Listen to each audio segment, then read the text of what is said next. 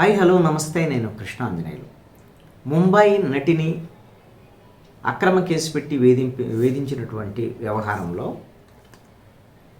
ఇప్పటికే ఆంధ్రప్రదేశ్కు సంబంధించినటువంటి విజయవాడ పోలీసులు కేసు నమోదు చేయటం, అదేవిధంగా అప్పుడు పోలీసులు వ్యవహరించినటువంటి తీరు, అక్రమ కేసు పెట్టినటువంటి పోలీసులు సిఐ ఏసీపీ సస్పెండ్ చేయటం, అదేవిధంగా ఈ కేసులో ప్రధాన నిందితుడైనటువంటి కుక్కల విద్యాసాగర్ మీద కేసు పెట్టడం, ఇవన్నీ కూడా జరిగాయి. కొత్త డెవలప్మెంటు మనం ఆల్రెడీ మాట్లాడుకున్నాం.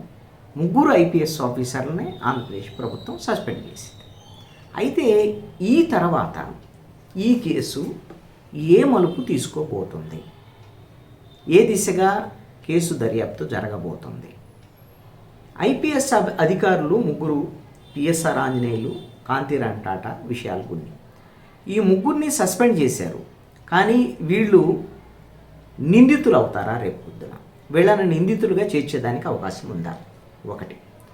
రెండవ అంశం ఏమిటి అంటే, ఈ కేసులో అప్పుడు ప్రభుత్వంలో ఉన్నటువంటి కీలకమైనటువంటి స్థానాల్లో ఉన్నటువంటి వాళ్ళు, ఎందుకు అనంటే సీఎంఓలో ఒక మీటింగ్ జరిగిందనేటువంటి విషయాన్ని విశాల్ గున్ని అప్రూవర్గా మారి తన రాతపూర్వకంగా విజయవాడ పోలీస్ కమిషనర్కి ఇచ్చాడు ఇప్పుడు. కాబట్టి సీఎంఓ పాత్ర, సీఎంఓలకు సంబంధించినటువంటి అప్పుడు ముఖ్యమంత్రి, అదేవిధంగా అప్పుడు ప్రభుత్వ సలహాదారుగా ఉన్నటువంటి సజ్జల రామకృష్ణన్, వీళ్ళిద్దరి మీద కూడా ఈ కేసుకు సంబంధించినటువంటి ఆరోపణలు మొదటి నుంచి ఉన్నాయి. మరి వాళ్ళ వరకు ఈ కేసు వెళుతుందా? వాళ్ళ మీద కూడా కేసు నమోదయ్యేదానికి అవకాశం ఉందా?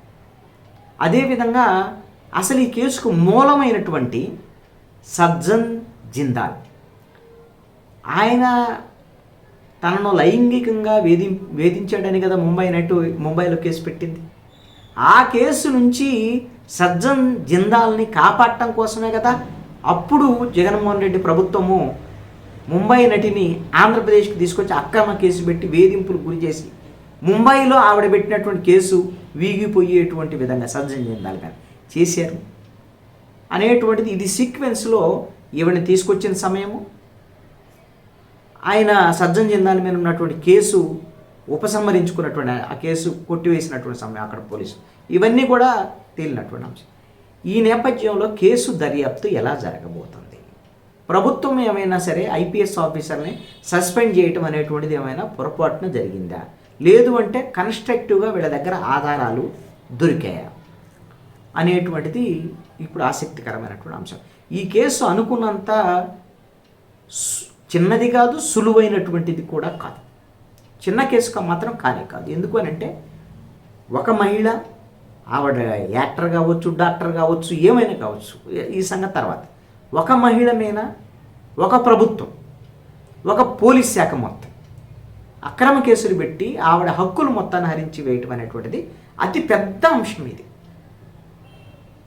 అందుకని దీని సీరియస్నెస్ విషయంలో ఆంధ్రప్రదేశ్ ప్రభుత్వము చాలా పక్కా ప్రణాళికతో, ఆంధ్రప్రదేశ్ పోలీస్ శాఖ కూడా ఒక పక్కా ప్రణాళికతో పోలీస్ శాఖ ఈ కేసు దర్యాప్తు జరుపుతున్నటువంటి తీరు, నిందితులెవ్వరిని వదిలిపెట్టబోమని బాటం నుంచి టాప్ వరకు కింది నుంచి ఆధారాలు సేకరించి ఒక్క ఇటుక పేర్చుకుంటూ వెళుతోంది పోలీస్ శాఖ దర్యాప్తు తీరు.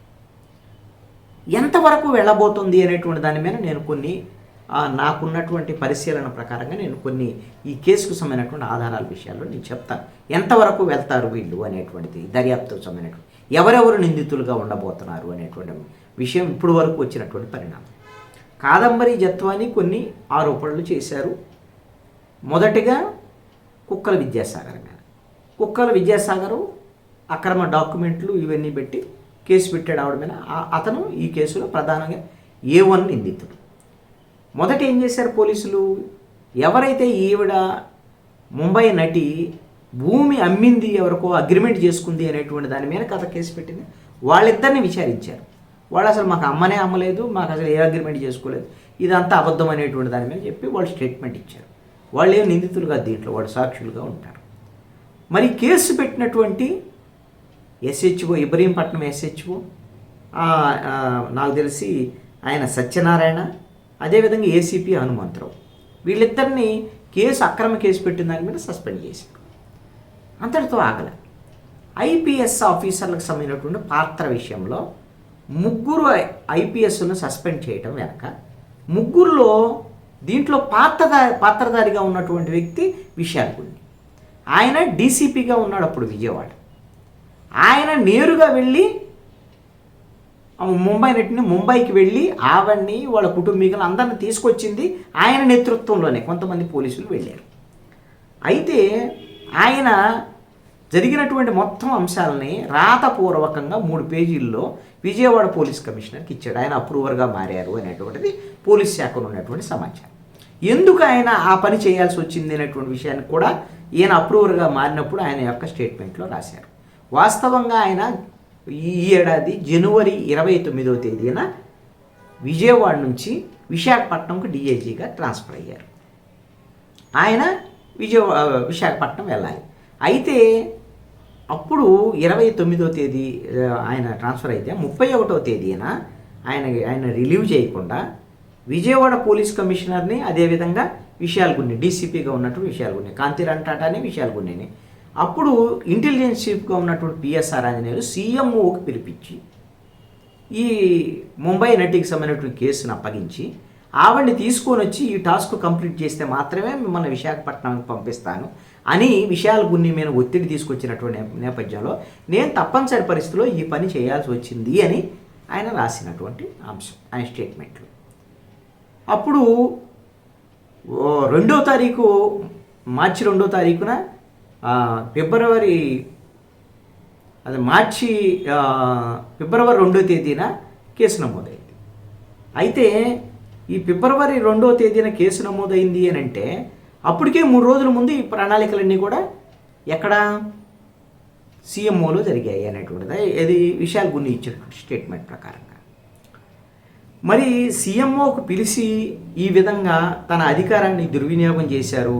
కాంతిరాన్ టాటా కూడా విజయవాడ కమిషనర్గా ఉండి విశాల్ గున్నిని పంపించడం వెనక ఆయన ఒత్తిడి ఉంది అనేటువంటి దాని మీద 3 సస్పెండ్ చేశారు. ఈ 3 సస్పెండ్ చేశారు. విశాల్ గున్ని అప్రూవర్గా మారినప్పటికీ కూడా ఆయన కూడా దీంట్లో నిందితుడు దాంట్లోనే ఉన్నాడు. కాబట్టి నాకున్నటువంటి సమాచారం మేరకు పోలీసుల దర్యాప్తు తీరులో ఈ 3 ఇప్పుడు సస్పెండ్ అయి ఉన్న నేపథ్యంలో ఈ 3 ఐపీఎస్ల మీద ఈ కేసులో A1గా కుక్కల విద్యాసాగర్గా ఉన్నాడు, ప్లస్ అదర్స్ అని ఉన్నాయి.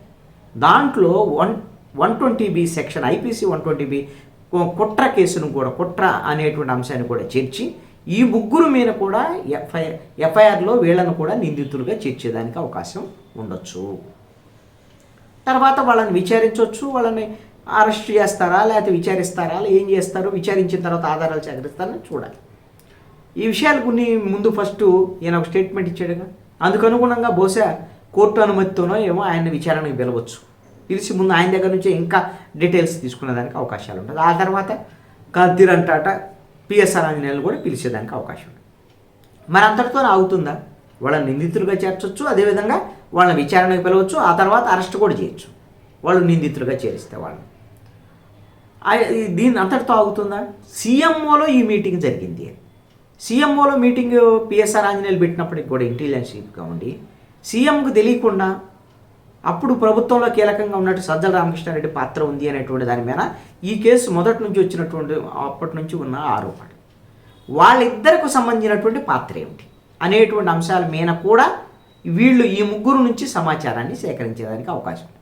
విశాల్ గున్ని దగ్గర నుంచి ఇంకా అదనపు సమాచారం సేకరించి ప్రభుత్వంలో పాత్ర ఏంది ఉంది అనేటువంటిది కూడా తెలుసు. అయితే ఇక్కడ కీలకం ఏంటంటే ముఖ్యమంత్రి జగన్మోహన్ రెడ్డి, సజ్జల రామకృష్ణారెడ్డి వీళ్ళని నిందితులుగా చేర్చాలి అని అంటే ఈ కేసులో మూలమైనటువంటి సజ్జన్ జిందాల్, ఆ కేసు కీలక ముంబైలో. ఆ కేసును మనోళ్ళు ఏం దర్యాప్తు జరపరు, కానీ ఆ సజ్జన్ జిందాల్ అనేటువంటి వ్యక్తిని కాపాడటం కోసమే ఇక్కడ ఈవిడ ముంబై నటి మీద అక్రమ కేసు పెట్టారు అనేటువంటిది ఎస్టాబ్లిష్ చేయాలి అని అంటే సజ్జన్ జిందాల్కి సంబంధించినటువంటి ఆయన్ని కూడా పిలిచి విచారించాల్సినటువంటి అవసరం అయితే పోలీస్ శాఖకు ఉంటుంది. ఆయన నిందితుడిగా ఉండేదానికి అవకాశం ఉండకపోవచ్చు ఇక్కడ కేసులో. అక్కడ కేసు ముంబై పోలీసులు ఏం చేశారు దాన్ని అనేది ముంబైకి సంబంధించినటువంటి వాళ్ళకి సంబంధించినటువంటి అంశం.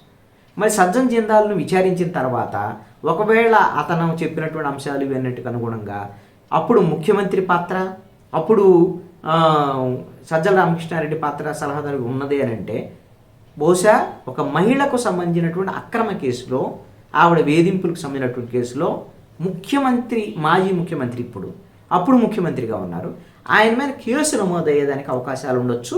ఆ తర్వాత అరెస్టు కూడా జరిగేదానికి అవకాశాలు ఉండొచ్చు. బహుశా భారతదేశంలో మొట్టమొదటిసారి ఒక ముఖ్యమంత్రి మీద మహిళకు సంబంధించినటువంటి ఒక మహిళ మీద అక్రమ కేసులు బనాయించి ఆవిడ హక్కులు నరించేటువంటి విధంగా వ్యవహరించినటువంటి కేసులు అరెస్ట్ అవటం, అవినీతి ఆరోపణలు మిగతా అంశాలు అరెస్ట్ అవటం వేరు. మహిళకు సంబంధించినటువంటి వాళ్ళ మీద వేధింపులకు సంబంధించినటువంటి కేసులు అరెస్ట్ అవ్వటం అనేటువంటి దానికి కూడా జరిగేదానికి అవకాశాలు ఉండొచ్చు. అందుకని ఎకాఎక్కిన ముఖ్యమంత్రి దీంట్లో ఉన్నారు, సజ్జల రామకృష్ణారెడ్డి ఉన్నారు, ఐపీఎస్ ఆఫీసర్లు ఉన్నారు. ఇవన్నీ వార్తల్లో వచ్చినప్పటికీ కూడా ఒకవేళ అలా వాళ్ళకు నోటీసులు ఇవ్వటం ఇలాంటివి ముందే చేసి ఉంటే ఇది కక్ష సాధింపు, రాజకీయ వేధింపుల కోసమే ఇది చేస్తున్నారు, ప్రభుత్వం కావాలని వేధింపులు గురి చేస్తుందని అనడానికి అవకాశం ఉండేది.